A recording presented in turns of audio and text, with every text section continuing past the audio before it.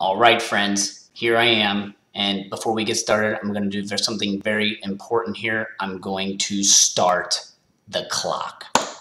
Why am I starting a clock? Well, let me tell you what got me to this point. This has been a year of transition for me. I turned 40 and I also had a job transition. And in the midst of that, I started to ask myself a couple of important questions. The first one was, Steve, what are you good at? What do you do well? And the second one is, how are you maximizing that? And I didn't really come across this myself. A mentor asked me just some harsh questions, and one of those was a statement crouched in a question. It was, Steve, in the first 40 years of your life, you are adding things to your repertoire to get better and better and to expand your skill set. And what really makes a difference in those next 40 years is how you purge things away that are unnecessary so you can focus on what you're good at. That's tough for us to do. It's tough for me to say no. Maybe it's tough for you too.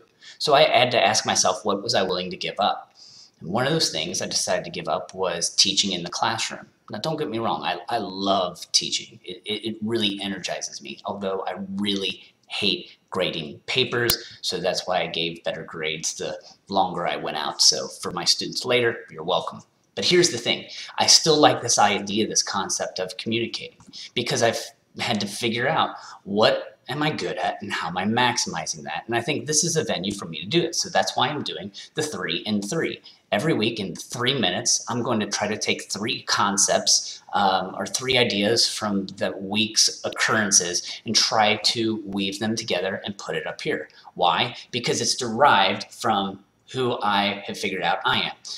One thing I do well is that I tune in. Now, I'm not always the best listener, but that's because I'm listening all over the place. And when you're listening to all these different things happen, you sometimes miss some things, but that's why you have to listen harder. You have to figure out really quickly what you're going to tune into and then just reject. And something that I love to do. I love learning. I love information. And in that vein, the second thing I feel that I do well is I tie it up. I pull it all together. And that is because of the diverse areas that I try to focus in on. So I'm good at tying it up. And if I tune in and tying it up, the final thing I feel I'm good at is talking it out. I'm a verbal processor. I speak and communicate for a living.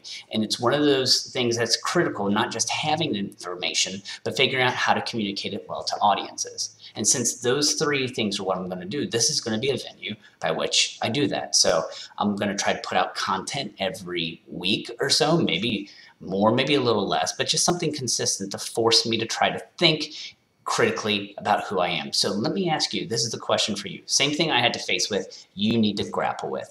What are you really good at? And how are you maximizing that? Think about that this week.